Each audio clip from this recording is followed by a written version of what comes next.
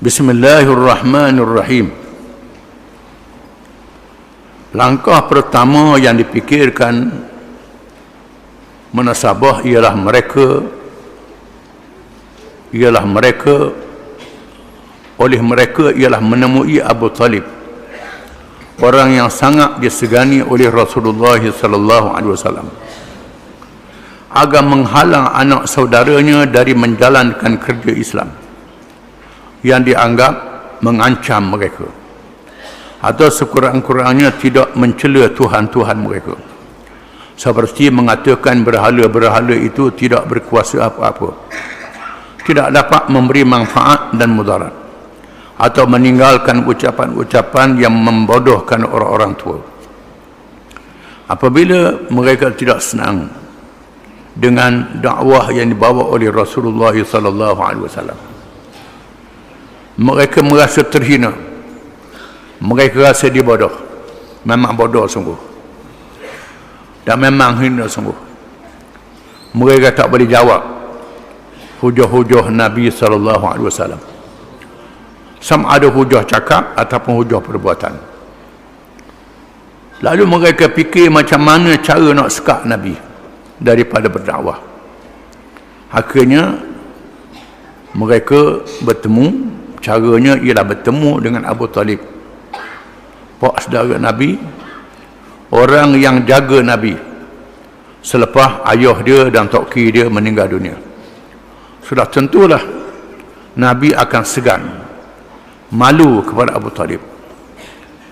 Mereka membuat keputusan bertemu dengan Abu Talib supaya Nabi berhenti daripada menjalankan dakwah Islam.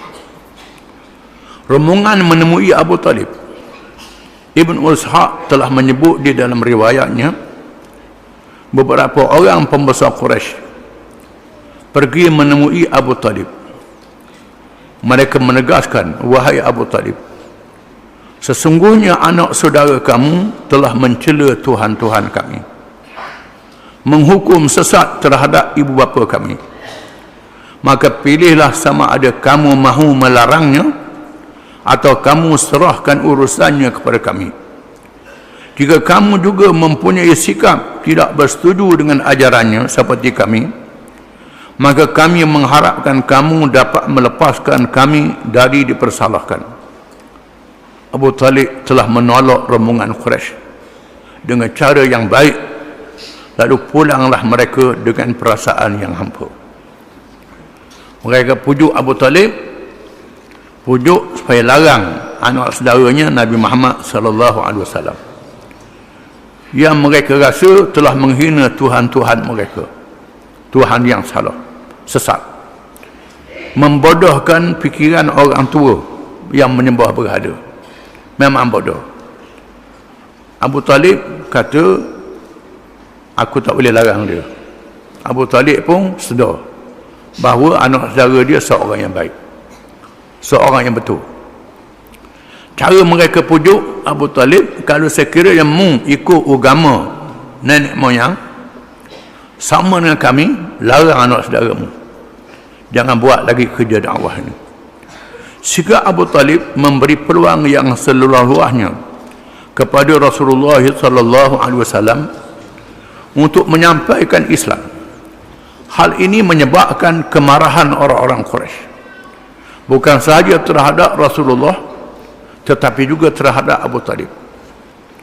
Menyebabkan mereka marah kepada Abu Talib juga, bukan saja kepada Nabi SAW. Lalu mereka datang membawa ancaman yang keras terhadap Abu Talib. Mereka menyatakan, wahai Abu Talib, sesungguhnya kami dianggap sebagai orang-orang tua dan mempunyai kedudukan yang tinggi di kalangan kami. Kami telah meminta supaya kamu melarang anak saudaramu dari menjalankan kerjanya, tetapi kamu tidak melarangnya. Sesungguhnya demi Allah, kami tidak sabar lagi melarangnya. Sesungguhnya demi Allah, kami tidak sabar lagi terhadapnya dengan kerjanya memaki ibu bapa kami, membodohkan pandangan kami dan mencela Tuhan kami. Cegahlah ia daripada menjalankan kerja ini, ataupun kami dan kamu berlawan sehinggalah salah satu daripadanya dikalahkan. Kalau degil juga kita berlawan ni ikutlah perang ke apa ke. Itu saja pilihannya. Kalau mu tak sanggup, larang anak saudaramu daripada menjalankan kerja Islam. Lalu Abu Talib menyatakan kepada Rasulullah sallallahu alaihi wasallam, wahai anak saudaraku, kaummu telah datang menemui aku dan menyatakan begini-begini dengan menceritakan apa yang diminta oleh pembesar-pembesar Quraisy. Maka peliharalah dirimu dan diriku, janganlah bebankan aku dengan perkara-perkara yang aku tidak mampu memikulnya, kata Abu Talib kepada Nabi sallallahu alaihi wasallam. Mereka sudah mengugut, sudah memberi ancaman kepada aku nak buat apa saja. Wahai Muhammad, jangan menyusahkan dirimu dan menyusahkan aku juga. Apabila mendengar permintaan Abu Talib, Rasulullah SAW bersabda dengan tegasnya, ya ammi, wallahi law wada'u syamsa fi yamini wal qamara fi yasari ala an atruka hadzal amra hatta yuzhirahu Allah ahlika fihi ma taraktu. Maksudnya, wahai bapa saudaraku, demi Allah, jika sekiranya mereka meletakkan matahari di kananku dan bulan di kiriku, agar aku meninggalkan urusan agama ini, sama ada dimenangkan oleh Allah Subhanahu wa ta'ala, atau aku dibunuh di dalam menegakkannya, nescaya aku tidak meninggalkannya, kata Nabi. Oleh kerana urusan ini urusan Allah, Allah Ta'ala mengatasi segala-galanya. Di sini menguji seseorang, mencoba seseorang, sama ada kasih pada Allah atau kasih pada manusia. Manusia itu sama ada ayah dia, mak dia, pak saudara dia, orang yang rapat dengan dia. Mana lebih Allah dengan manusia. Walaupun manusia itu ayah, mak, pak saudara, siapa sahaja, mana lebih antara duanya. Banyak orang dia berasa ayah lebih, kawan lebih, malu ke kawan, malu ke ayah. Dia tak sedar Allah Ta'ala yang lebih daripada segala-galanya. Allah Ta'ala yang menjadikan kita daripada tak ada pada ada. Allah Ta'ala yang jaga kita sejak dalam perut ibu, bukan mak kita jaga dalam perut. Dia lahirkan ke dunia. Allah Ta'ala yang beri rezeki kepada kita, jaga sepanjang masa kita tak nampak. Nampaknya manusia cokoh tengok depan kita, itu saja. Manusia beri makan kita, tak sedar rezeki daripada Allah Ta'ala. Allah Ta'ala beri. Manusia-manusia itu sebab saja, sebab saja, hakikatnya daripada Allah Ta'ala semua. Dengan sebab itu, bila seorang mati menerima bencana, disuruh sebut inna lillah wa inna ilaihi raji'un. Sesungguhnya kami adalah milik bagi Allah dan kami kembali kepada Allah. Semua daripada Allah, dan semua daripada Allah, maka Allah hendaklah kasih daripada segala-galanya. Ini pengajaran yang kita kena sedar. Nabi jawab kepada pak saudara dia dengan tegas. Maka memilih Allah, memilih perintah Allah. Kalau dia letakkan matahari di kanan, bulan di kiri, bumi pijak datang ada, tambah matahari, tambah bulan lagi, segala isinya beri kepada aku. Bukan beri berapa ringgit, beri berapa pangkat.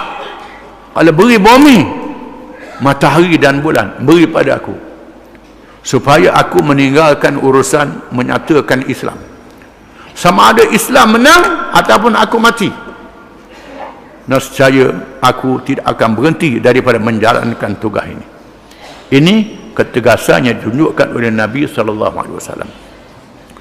Seterusnya orang-orang Quraisy membawa satu cadangan baru kepada Abu Talib, iaitu dengan membawa seorang pemuda yang bernama Umarah bin Al-Walid. Mereka berkata, wahai Abu Talib, inilah dia Umarah bin Al-Walid, seorang pemuda yang paling gagah perkasa dan kacak rupawan. Ambillah dia sebagai tebusan dan penolongmu, ambillah ia sebagai anakmu, dan serahlah kepada kami anak saudaramu yang menentang agamamu dan agama nenek moyangmu, yang memecah belahkan kaummu dan membodohkan pendapat mereka. Biarlah kami bunuh dia, kita tukar seorang demi seorang. Mereka sanggup tukar Nabi dengan pilih pemuda-pemuda yang kacau. Dimulakan dengan Umarah bin Al-Walid, seorang pemuda yang comel, yang lawa, yang kacau, yang molek sifat zahirnya, nak tukar dengan Nabi, nak beri hak yang lawa ni kepada Abu Talib, nak ambil Nabi, nak bunuh. Abu Talib menjawab, demi Allah, alangkah jahatnya apa yang kamu kemukakan supaya aku melakukannya. Adakah menasabah kamu serahkan kepadaku anak kamu supaya aku menanggung makan minumnya, dan aku pula memberi anak saudaraku kepada kamu untuk membunuhnya? Demi Allah, pendapat seperti ini tidak berlaku sekali-kali. Bodoh. Musuh orang lain beri ke aku, suruh jaga supaya beri makan. Anak saudara aku beri kamu membunuh. Molek kamu duduk macam ni. Ini semua kerja bodoh. Sebab begitu sekali mereka fikir. Jawab Mut'im bin Adi. Mut'im bin Adi, dia sebut ni Mut'im bin Adi, demi Allah, wahai Abu Talib, kamu telah mengemukakan sesuatu yang adil. Mereka berusaha untuk melepas dari satu perkara yang kamu juga tidak bersetuju dengannya. Mengapa aku tidak nampak kamu mahu menerima sedikit pun dari pandangan mereka? Beri macam-macam pandangan, kamu tak boleh terima, wahai Abu Talib, kata Mut'im bin Adi, seorang pemuda Quraisy. Abu Talib menjawab, demi Allah, kamu tidak berlaku adil terhadapku, tetapi kamu menghampakan aku dan menggalakkan orang menentangku. Buatlah apa yang kamu lakukan menurut pendapat kamu. Ini tegas, Abu Talib tegas. Lalu keadaan makin bertambah buruk, suasana bertambah tegang, pertelengkahan menjadi makin sengit. Namun begitu Rasulullah sallallahu alaihi wasallam tetap menyatakan Islam. Pemimpin Quraisy sungguh-sungguh merasa hampa terhadap sikap Abu Talib, dan kemarahan yang membara terhadap Rasulullah sallallahu alaihi wasallam serta orang-orang yang telah beriman. Akhirnya setiap kabilah mengambil tindakan ke atas sesiapa sahaja yang beriman dan kalangan mereka dengan menangkap, mengurung, memukul dan melakukan berbagai-bagai sesaan lagi. Akhirnya mereka membuat keputusan supaya menangkap mana-mana orang di kalangan puak dia, anak beranak dia, kalangan hamba, kalangan anak beranak yang lemah lah, hak kuat tak berani. Mana-mana yang didapati ikut Nabi yang Islam, igak, kurung, degil juga, seksa supaya meninggalkan ajaran Islam. Maka berlakulah kezaliman dan kejahatan yang menimpa Nabi dan sahabat-sahabatnya, yang menjadi ujian yang dahsyat yang akan kita baca seterusnya. Wallahu alam.